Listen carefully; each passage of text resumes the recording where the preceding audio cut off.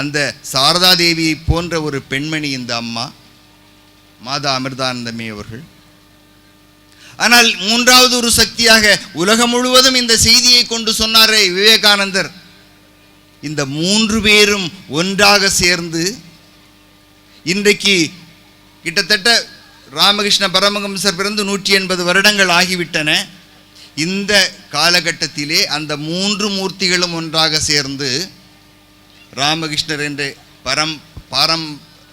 பரம ஏழையான ஒரு முகம், சாரதாதேவி என்கின்ற அன்பான ஒரு முகம், அதே போல விவேகானந்தர் என்கின்ற உலகம் முழுவதும் பிரபலமாகின்ற ஒரு முகம், உலகத்தை சுற்றி வலம் வருகின்ற ஒரு முகமாக, மும்மூர்த்திகளின் வடிவமாக அம்மா இன்றைக்கு நம்மோடு வாழ்ந்து கொண்டிருக்கின்றார்.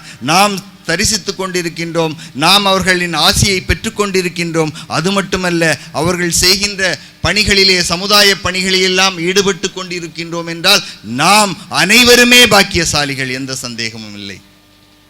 ஏனென்றால் அம்மா வாழ்கின்ற காலகட்டத்திலே வாழக்கூடிய பாக்கியம் நமக்கு இறைவன் அருளி இருக்கின்றான் என்கின்ற ஒன்று. இப்படிப்பட்ட ஒரு சூழ்நிலையிலே, இப்படிப்பட்ட ஒரு பின்னணியிலே நடக்கக்கூடிய ஒரு கல்வி நிறுவனத்திலே படிக்கக்கூடிய குழந்தைகள் எப்படித்தான் இருக்க முடியும்? வேறு சாதாரணமாக நல்ல பண்புகளை கதையாக அழகாக புகட்டி விடுவார்கள். எங்கே சின்ன குழந்தைகளுக்கு கதை நீங்கள் கேட்டால் உங்கள் குழந்தைகளே கதை சொல்லுவார்கள். ஒரு காட்டில் கொஞ்சம் புறா இருந்தது.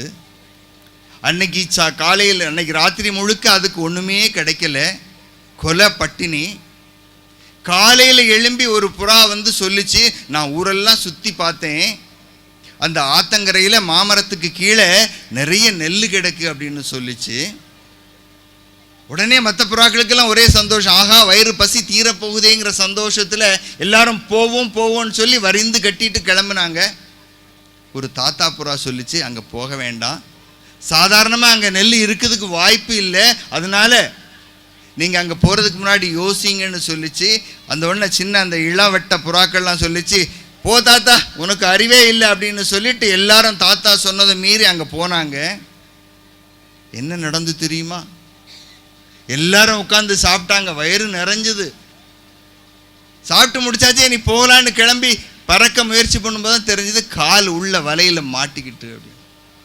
ஐயோ, எப்படி நம்ம தப்பிக்கிறது? நீ எல்லாரும் வலையில் மாட்டிட்டோமே, வலையை விரிச்சவன் இப்போ வருவான், வலையோடு நம்ம எல்லாரையும் சேர்த்து சுருட்டி தோளில் போட்டுட்டு கொண்டு போயிடுவான். காலையில் எந்த ஹோட்டலில் புறா பிரியாணியாக நம்ம மடக்க போகிறோமோ தெரியலையே அப்படின்னு எல்லாம் பயந்துக்கிட்டு இருந்தாங்க. அப்போ இந்த முதல்ல சொன்ன அந்த கண்டுபிடித்துட்டு வந்த அந்த புறா சொல்லிச்சு, தாத்தா நீங்கள் முன்னாடி வேண்டான்னு சொன்னீங்க, நீங்கள் சொன்னது போல் ஆயிட்டு, இதில் பிரச்சனை இருக்குதே, நீங்கள் சொன்னதை கேட்காம போனோமே, அதனால தான் இப்போ மாட்டிக்கிட்டோம் அப்படின்னு சொல்லி அந்த புறா தாத்தா புறாட்ட சொல்லிச்சு. தாத்தா சொல்லிச்சான், தாத்தா புறா உள்ளே வரல, சாப்பிடல, மேலே தான் உட்காந்துருந்து. தாத்தா சொல்லிச்சான், இப்போ கூட ஒன்றும் தாமதம் ஆகி போகலை, நான் சொல்கிறத நீங்கள்லாம் கேட்டிங்கன்னா இங்கேருந்து தப்பிக்கலாம் அப்படின்னு சொல்லிச்சான். அப்படியா, அப்படி ஒரு வழி இருக்கா, நம்ம தப்பலாமா? தூரத்தில் பார்த்தா அந்த வேடன் வந்துக்கிட்டு இருக்கான் வலையை விரிச்சவன் கொண்டு போகிறதுக்கு. இப்போ சொல்லிச்சான், நான் சொன்னதெல்லாம் நீங்கள் கேட்கணும் அப்படின்னு சொல்லிச்சான். சரி கேட்குறோன்னு சொல்லி எல்லாரும் தயாராக இருந்தாங்க. இப்போ நான் முதல்ல சொல்கிறது ஒரு ரிஹர்சல் கேட்டுங்க. நான் 1 சொல்லுவேன், எல்லாரும் நிமிர்ந்து உட்காரணும். 2 சொல்லுவேன், எல்லாரும் சிறகை விரிக்கணும். 3 சொல்லுவேன், எல்லாரும் ஒரே நேரத்தில் சிறகை அடிக்கணும் அப்படின்னு சொல்லிச்சான். அதே போல் 1 சொல்லிச்சு, எல்லாம் நிமிர்ந்து உட்கார்ந்தாங்க. 2 சொல்லிச்சு, எல்லாரும் சிறையை விரிச்சாங்க.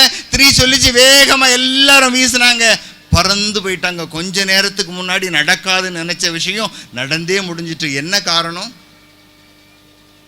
என்ன காரணம்? பிள்ளைகளுக்கு சொல்லிக் கொடுக்கக்கூடிய கதை இதுதான்.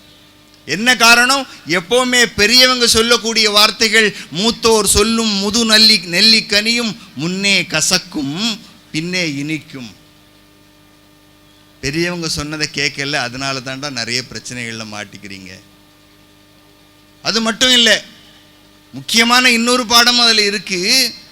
எல்லாரும் சேர்ந்து ஒற்றுமையாக செய்தால் எது நடக்காதுன்னு நினைக்கிறீங்களோ அதை கூட வெற்றிகரமாக நடத்த முடியும். இந்த பாடத்தை பிள்ளைகளுக்கு சொல்லி சின்ன வயசுலே பண்புகளை, ஒற்றுமையை, பெரியவங்களை மதிக்கணுங்கிற தன்மையை இங்கே புகுத்திக்கிட்டு இருந்துக்கிட்டே இருக்காங்க. அந்த மாதிரி ஒன்று நடந்துக்கிட்டே இருக்கிறதுனால தான் நான் உறுதியாக சொன்னேன், உங்கள் குழந்தைகள் எந்த காலத்திலும் உங்களை முதியோர் இல்லத்துக்கு அனுப்பவே மாட்டார்கள். அந்த உறுதி உங்கள் எல்லாருக்கும் இருக்கலாம். இந்த மாதிரி ஒரு நிறுவனத்திலே நாம் குழந்தைகளை அனுப்பியிருக்கோம், படிச்சுக்கிட்டு இருக்காங்க. அந்த விஷயங்களெல்லாம் நடத்தக்கூடியவங்க இங்கே வரப்போகிறாங்க. எப்படி ஒரு பெரிய மகான் வந்தால் இருக்குமோ அதை விட அதிகமாக நம்ம எல்லாரும் இங்கே வரணும், அம்மாவை தரிசனம் பண்ணணும். கொஞ்ச நாளைக்கு முன்னாடி அம்மாவை தரிசனம் பண்ண அமிர்தபுரிக்கு போயிருந்தோம். மாவட்டத்தில் கொஞ்சம் முக்கியமான 3 பேர் போயிருந்தோம். போய் அம்மாட்ட விஷயங்களை சொன்னோம். கன்னியாகுமரி மாவட்டம் இந்த மாதிரி கஷ்டங்கள் இருக்குங்கிற விஷயத்தை சொன்னோம். அம்மா என்ன சொன்னாங்கன்னு சொன்னால், குறைந்தது 1000 கோடி ரூபாய்க்காவது பல திட்டங்களை கொண்டு வரணும்னு அம்மா நினச்சிருக்கேன், அதுக்கு தயாராகுங்கன்னு சொன்னாங்க. இது முதல் திட்டம், இந்த ஸ்தாபனம். 2வது திட்டம் தக்கலை பக்கத்தில் வந்துக்கிட்டு இருக்கு. அங்கே ஒரு பள்ளி, கூடவே கல்லூரி. கல்லூரினா சாதாரண மாணவர்களுக்கான கல்லூரி இல்லை, ஆசிரியர்களை உருவாக்கக்கூடிய கல்லூரி அங்கே ஒன்று வருது. கூடவே ஒரு விஷயம் அவங்க முன்னால் நம்ம சமர்ப்பிச்சிருக்கோம். ஒரு குழந்தையே கொண்டு உங்கள் கேம்பஸுக்குள்ளே கேஜி ஸ்டாண்டர்டுக்கு விட்டால் அவன் எந்த டிவிஷன் ஆஃப் ஸ்டடீஸில், அது டாக்டராக இருக்கலாம், இன்ஜினியராக இருக்கலாம், MBAவாக இருக்கலாம், அந்த துறையில் என்னெல்லாம் படிக்கணுமோ அத்தனை பாடத்திட்டமும் உள்ள ஒரு பெரிய நிறுவனத்தை உருவாக்கணும் அப்படின்னு ஒரு வேண்டுகோள் வச்சுருக்கோம். அம்மா சிரிச்சுக்கிட்டே இருந்தாங்க. அம்மா சிரித்தாங்கன்னா நடக்கும்னு அர்த்தம். அந்த மாதிரி ஒரு அற்புதமான ஒரு சூழ்நிலையில் நம்முடைய குழந்தைகள் படித்து கொண்டிருக்கின்றன என்ற சிந்தனை உங்கள் மனதை நிறைவு செய்ய வேண்டும், உங்கள் மனதிலே நிறைவாக இருக்க வேண்டும். அந்த சிந்தனை மேலும் வளர்வதற்கு நீங்கள் என்னெல்லாம் செய்ய வேண்டுமோ அதையெல்லாம் நீங்கள் செய்ய வேண்டும் என்று உங்களை அன்போடு விரும்பி கேட்டுக்கொண்டு, என்னை அழைத்தமைக்கும் இங்கே நான் பேசிய விஷயங்களை அமைதியாக கேட்டமைக்கும் உங்கள் அனைவருக்கும் நன்றி கூறி அமைகின்றேன். நன்றி, வணக்கம். ரத்தின சிம்மாசனம் அமைத்தமைக்கு நன்றிகள். Achievement is the result of continuous